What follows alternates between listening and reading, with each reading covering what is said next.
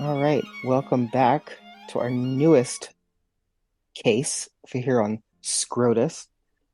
We're joined today by Colin. Uh, Hello again. Colin is gonna discuss these next two cases. So we'll have two episodes for this one, but next two cases with me. We're gonna start in this episode with Alexander versus South Carolina Conference of the NAACP. Oh, oh dear. So obviously, NAACP, National, I believe I'm getting this right, Association for the Advancement of Colored People. I think it's association. It might be I a believe slightly it's different that. word, but I think it's Yeah. that. Um, so this is a case on racial gerrymandering in the state of South Carolina.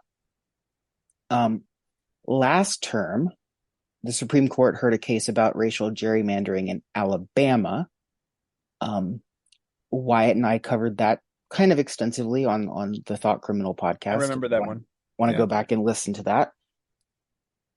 The Alabama case was ruled in a narrow majority that the new districted map of Alabama should be thrown out or redone because it violated the Voting Rights Act when it came to the number of majority minority districts that the state had.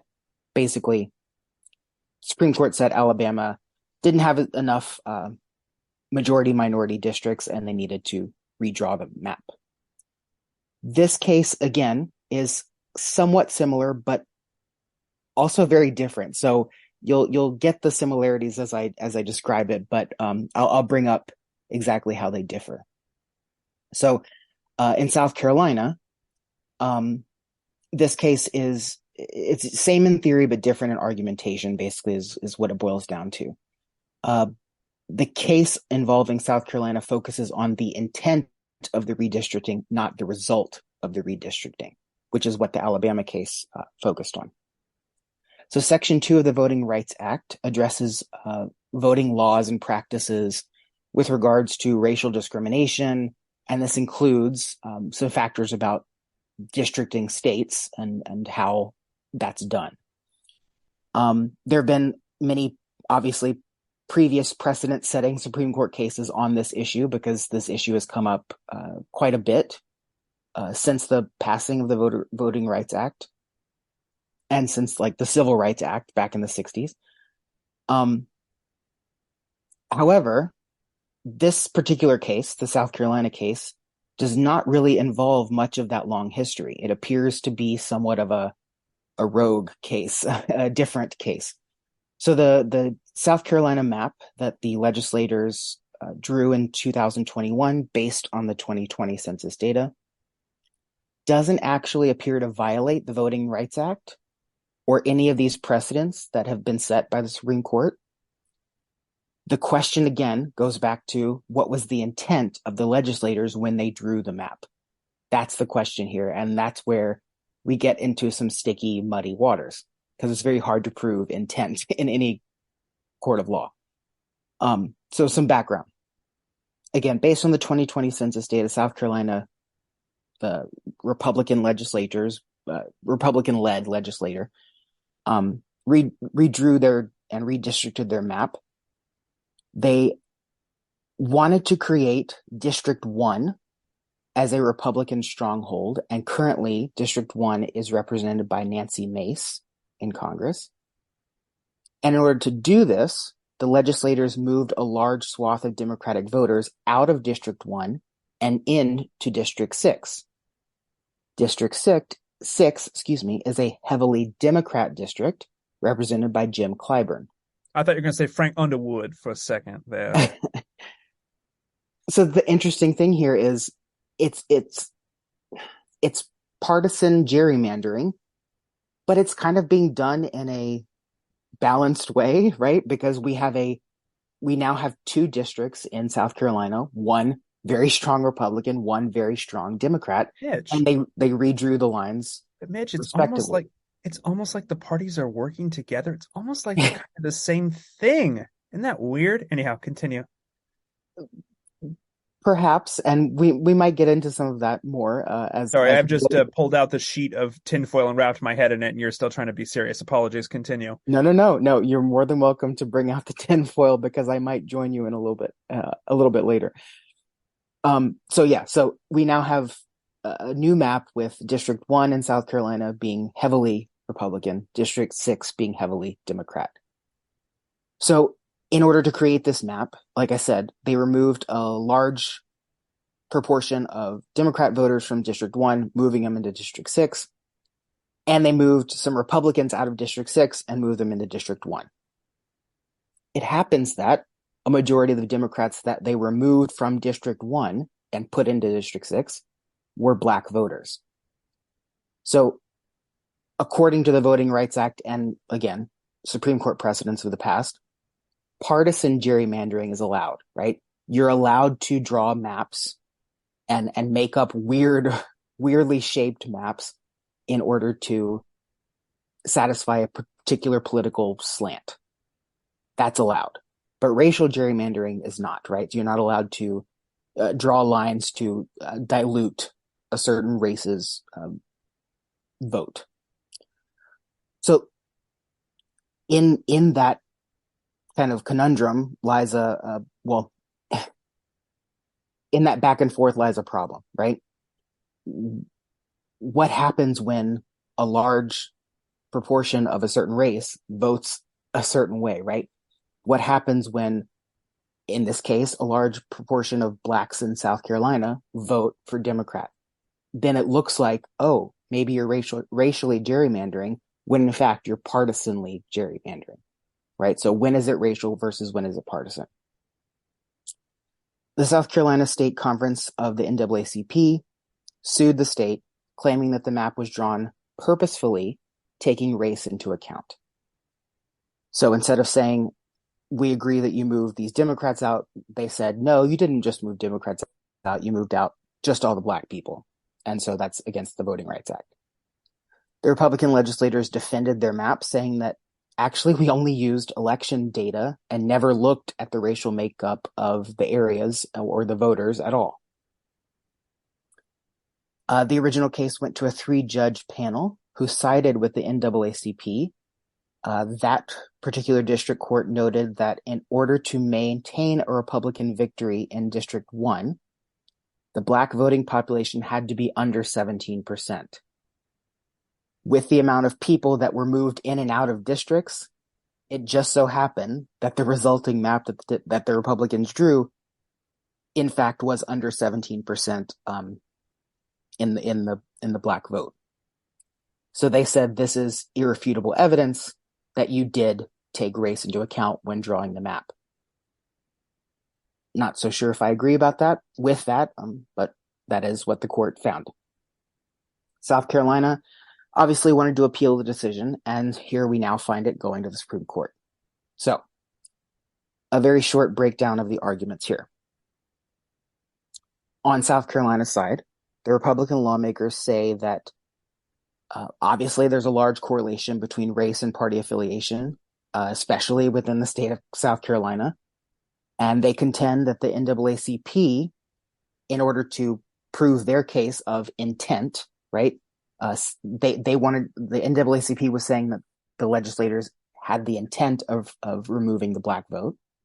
In order to prove that, the South Carolina is saying they should have provided us with a map that countered ours, right? They should have provided us with a new map that said, here, we've now done exactly what you set out to do, and we didn't move as many black voters. We didn't take race into account. Apparently, they were not able to do that.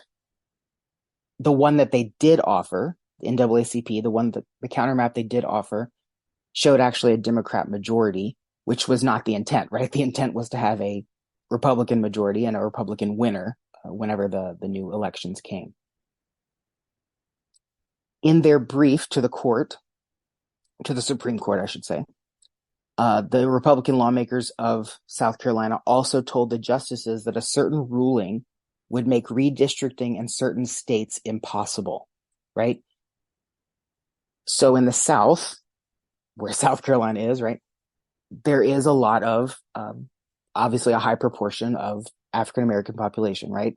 So if the Supreme Court were to rule basically against South Carolina, you're basically saying anytime that we redistrict, we're going to have this question come up again, right? We're going to have the question of, well, did you purposely move black voters? Because that's just how it's going to fall, right? With the race and party affiliation being so strong. In fact, the legislators said, quote, it would invite federal courts to micromanage political disputes in countless such districts across the country under the guise of superintending the fine-tuning of their racial composition. On the other side, the NAACP claimed that it was the lower court's job to set out the facts, which is what they did, right? The lower court, which sided with the NAACP, they looked at the facts and made a decision. After an 8-day trial with 42 witnesses and 652 exhibits or pieces of evidence. So they're claiming that the Supreme Court can only overturn the decision if it views that the lower court made some grievous mistake in assessing the evidence. They also claim that the map that these legislators have proposed is quote unquote ridiculous. So 2 parts of the new District 6 that they created are 100 miles away from each other, right? So we have part of District 6 that's in one part of the state and one part of District 6 that's completely on the other side of the state. Oh. So 100 miles distance. Oh, America. And District 1 is not contiguous, right? So District 1, you have to cross through some other district in order to get to the 2 parts of it. Such a mess. Our country's a mess. Yeah. A mess. So, and the challengers also fight back against the claim that they should have produced some kind of counter map, saying that so the challenge, the Republican lawmaker said, well, if you think we did it wrong, give us an example that would not look like racial gerrymandering and still give us our desired outcome. Prove that we could have done it. Prove that we had to have taken race into account by giving us some counterexample. The NAACP didn't do that. They claim that they shouldn't have to do that, even though, I will note, the Supreme Court has said in the past, in cases like this, it would be helpful for someone to give a counter map to support your argument, especially in cases where you have very little evidence, which in this case, they have very little evidence to claim that these legislators,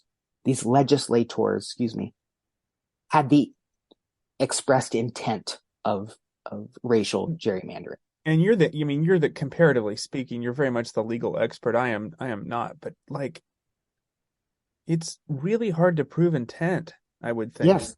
How are you supposed to? I don't get. Right. No. Are you like anyone's opinion about the situation aside? How are you even supposed to functionally? How are you supposed to prove it? I don't even understand. Right, and this is the big problem. And I've in doing my research and reading, I found some law professors who said, basically they're going to need some kind of email thread or text thread with someone saying, "Well, have you looked at moving the black vote?" And that just doesn't exist. They've looked for it. It doesn't exist. So proving intent is going to be impossible.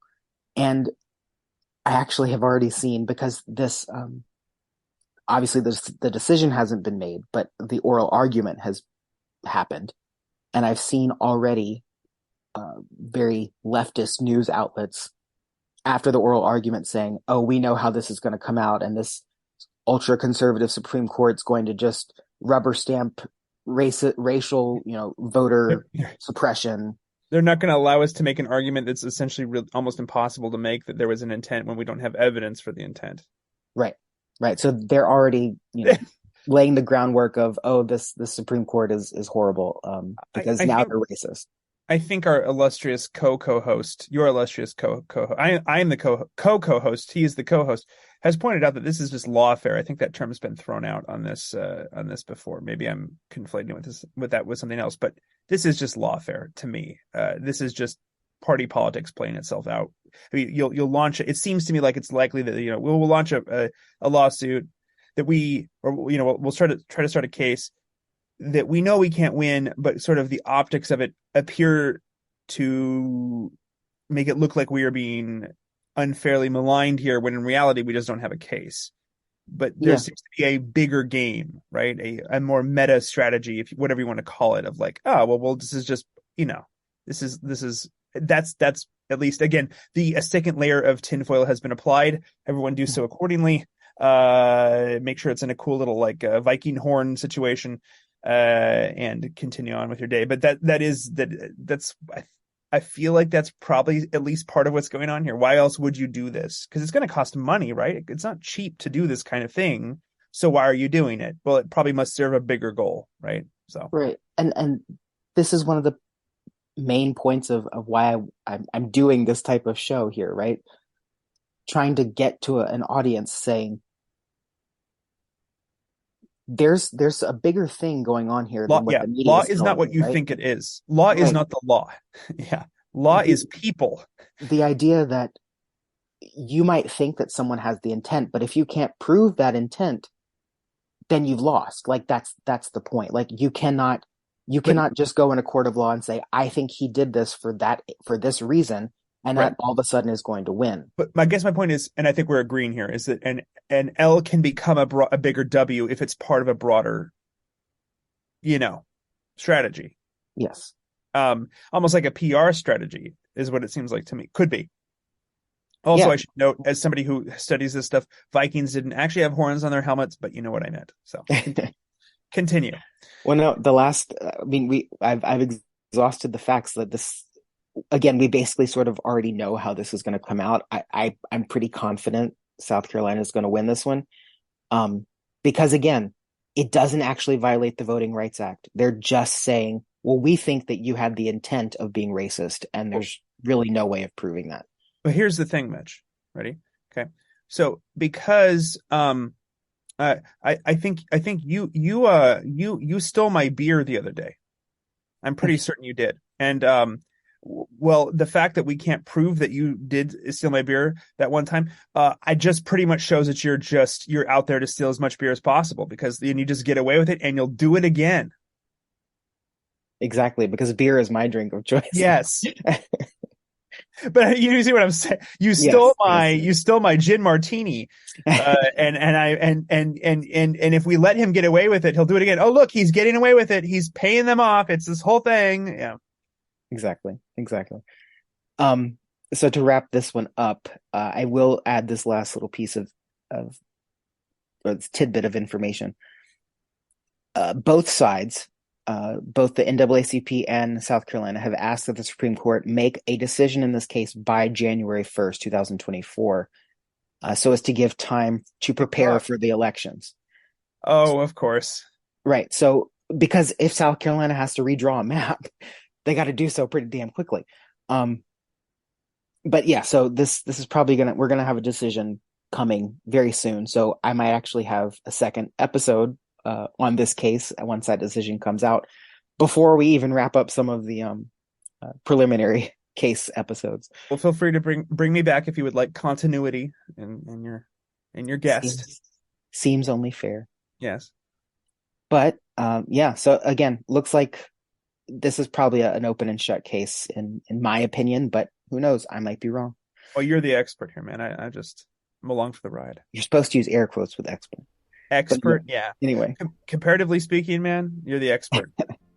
well, until the next episode on this fine case dismissed.